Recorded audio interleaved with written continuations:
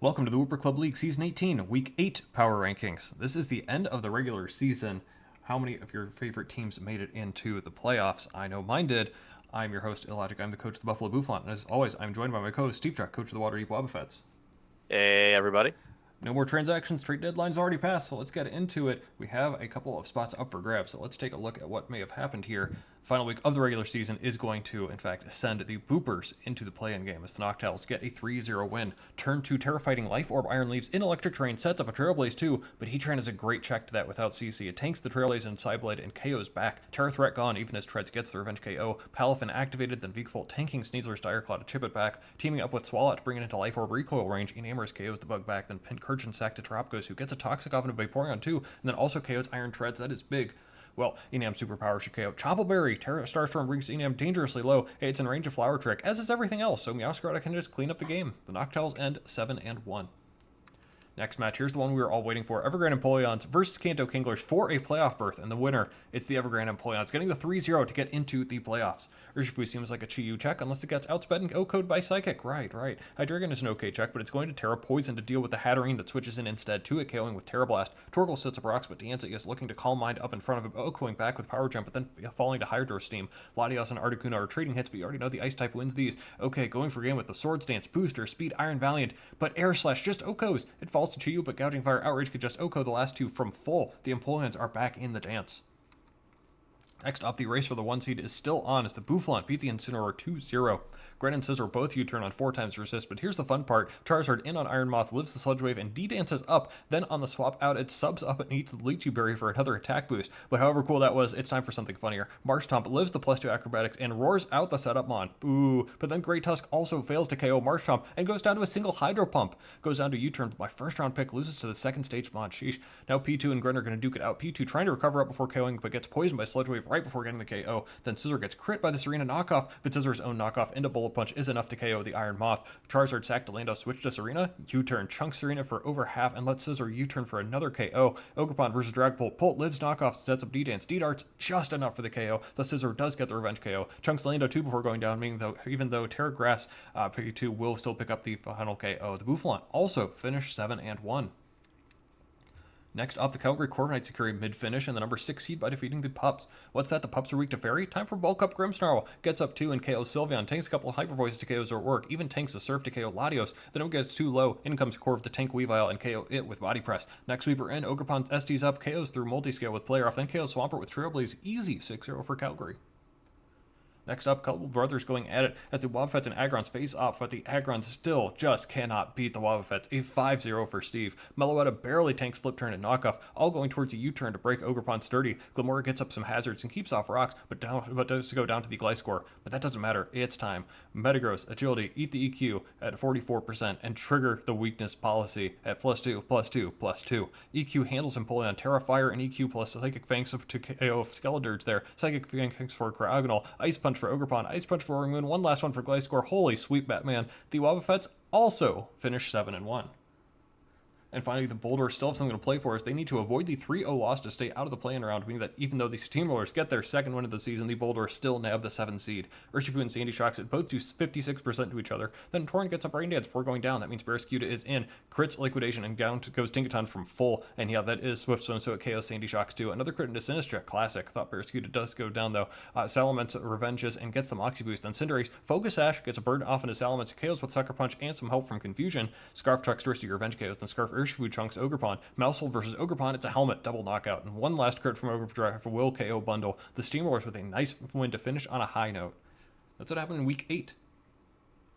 Normally go over the power rankings this time, but hey, we got to talk about some standings here because this is the playoff picture that has come into full and final view. 9 teams make it. Remember, everybody with the same record as the 8 seed after them will still make it, though the seeding is still determined by note of differential there. A couple of interesting highlights in here, though, Steve. Take us through some of the tiebreakers that we have going on here, some of the interesting notes and facts here about what's going on.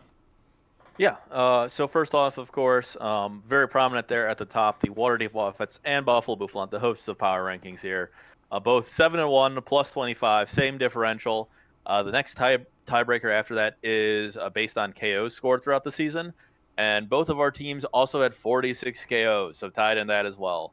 So we got to the next level tiebreaker, the one right before the game of double Hackmons, and that is the head-to-head match, which all the way back in week 1, the Wobbuffets did secure, granting the Wobbuffets the 1 seed going into the playoffs, while the Bouffalant are forced into that 2 seed spot. Some other notes you mentioned, of course, that the Boldores were looking to dodge that play-in game, even with the loss, getting down to -5, one more differential down, tying the Empoleons. They would have lost that tiebreaker, and the Empoleons would have made 7. However, as it stands, the Boldores did just enough in their loss to ensure that they missed that play-in game. The other interesting thing of note is the Calgary Corviknight 4-4, dead even, only team at 4-4. Very interestingly. They're at +9 differential despite the even record, notably higher than both the 4 and 5 Agrons and Incineroar, which are at +8 and +4. So just, a little bit interesting there. The Calgary team has done very well when they've won, winning big and, some close narrow losses, giving them a very good differential for what their record ended up being. And with all this in mind, we kind of have an idea of what the matches are going to be for the playoffs. And that's going to do a lot of heavy lifting in trying to sort these teams out in our power rankings. You can see we have yet another new number 1 team here. Noctowls drop down actually a decent bit here as the Wobbuffets take the 1 spot, Bouffalant 2, Noctowls 3. That's kind of our top grouping there. I guess we'll start off there for now, Steve. Wobbuffets are number 1 here, and I think a lot of this has to do with their path in the playoffs and just the way that kind of math works out with our reseeding here. Even despite that, Wobbuffets cannot play either the 2 or the 3 seed until the finals. Yep. That is the big item here for the Wobbuffets. That was, very key, and I was quite glad to get the 1 seed because of that. But we've considered these top 3 teams very even, and even now in here, there were no discussions about, I feel this team is better enough to make a difference. We didn't even pretend to talk about that as we were discussing these power rankings. It was all about what is their path to the finals, and very importantly for the Wobbuffets, as the 1 seed in the standings, will not play the Bouffalant or the Noctowls unless it's in the finals. While both the Bouffalant and Noctowls, if everything goes to seed, they'll be playing in the semis, and then the winner has to beat the Wobbuffets. Just the Wobbuffets having to play 1 less of these top 3 teams on their playoff path is certainly enough for us to give them that edge. Going on then to the Bouffalant and Noctowls, it was a close decision between those two. We don't have as clear as a answer here as they both will have to play each other if everything goes to seed. But it came down to really the difference in the first round opponents, the Bouffalant being paired up against the Boldores and the Noctowls being paired up against the Calgary Corviknight.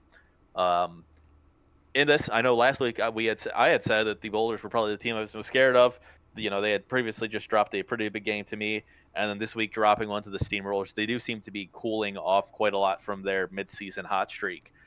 We certainly have a lot less faith in them than we previously did. I believe they had made it up to 4, maybe 5 on the power rankings, and they've dropped back down. But with that, we feel a lot better about the Bouffalant's chances for the win there. I would still say the Noctowls and Calgary game, that one is both are a risk. The Bouffalant against the Boldores is kind of a more of a wild card game, depending on how the Boldores end up showing up.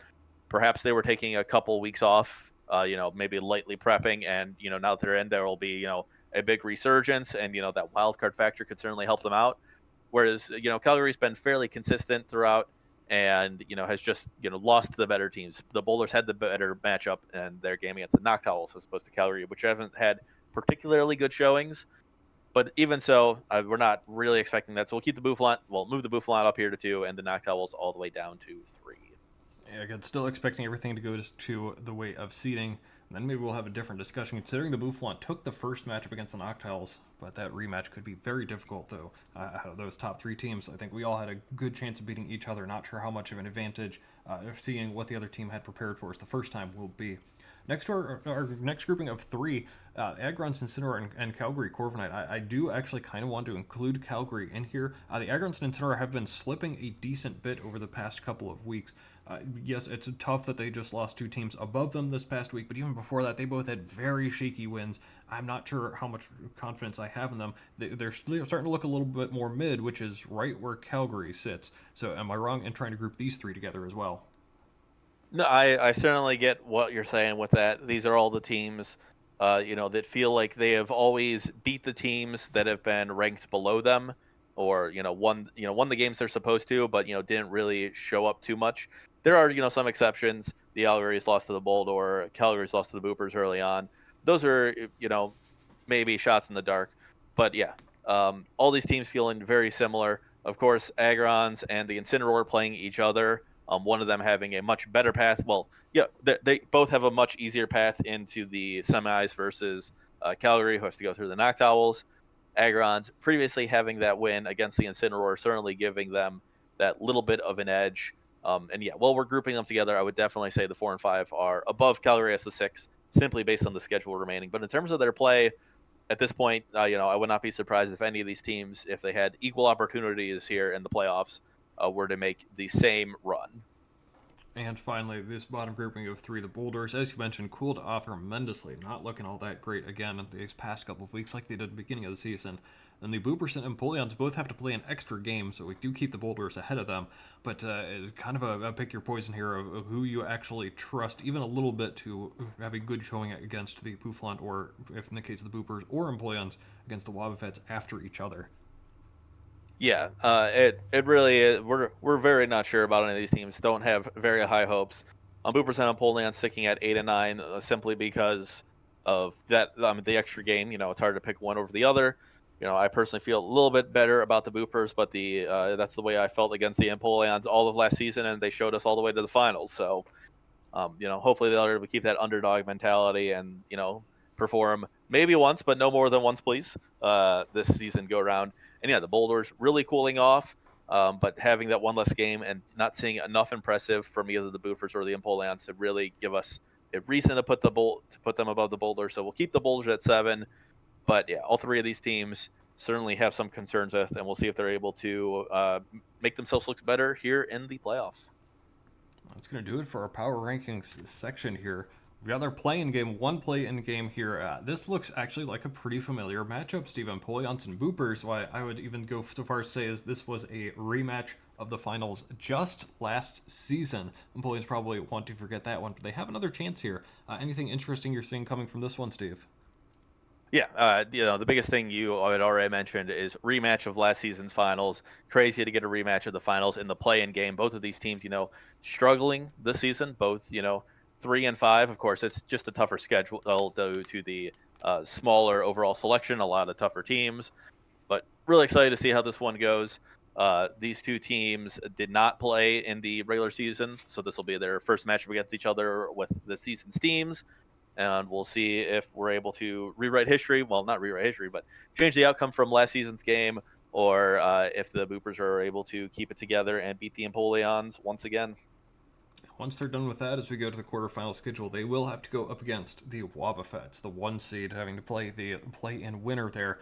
We also got the, as mentioned before, Bouffalant and Boldores. A lot of Bs in that matchup. Newport Noctowls, Calgary Corviknight there in the 3-6. And I suppose maybe the marquee matchup here, I would say probably the Agrons and Incineroar, the 2, 5, and 3 teams. Pretty interesting there. Also kind of interesting for these other matchups, maybe not all that much history, so maybe a fresh look for Calgary, Boulder, and one of those other couple teams could do something for them. Yeah, that is something I had certainly observed when looking at the playoff schedule. Is the Bouffalant and Boldores had not played in this regular season. The Noctowls and Calgary had not played, and the Wobbuffets and Boopers, if the Boopers end up being the winner of the play-in game, have not played. The Wobbuffets have played the Empoleons, and Agrons and the Incineroar have played. But yeah, so those lower seeded teams going up against the higher seeding teams, at least the ones that are set, very much new matchups, nothing to look back on. So perhaps that will favor. I would argue that typically would favor the better team. Of course, the rematch is tougher, and us 3 at the top, we're certainly here partly because of our ability to look at a fresh matchup and come up with a winning game plan. But we'll see if these teams are able to, with no knowledge going into it, outside of what teams they typically bring, trying to try something off the wall and maybe it sticks. And then very importantly, on that marquee matchup between the Agrons and the Incineroar, they played earlier on this season, and the Agrons did take a fairly convincing win in that game.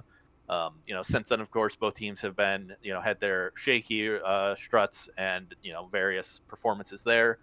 We'll see if things have changed or if the Agrons are able to keep it up and make their way into the semis. That's going to do it from us then. We've got the playoffs coming up. So the next episode that we have out for you is going to talk about the 4 remaining teams going down from 9 to 4. You think there are going to be any upsets? Leave down in the comments below. Let us know if you think one of these teams has what it takes to upset one of the top teams, as well as who you think is going to win in the Agrons and Incineroar. Could be anyone's game there too. So that's going to be it from us. We'll see you next time as we go over the first round of the playoffs.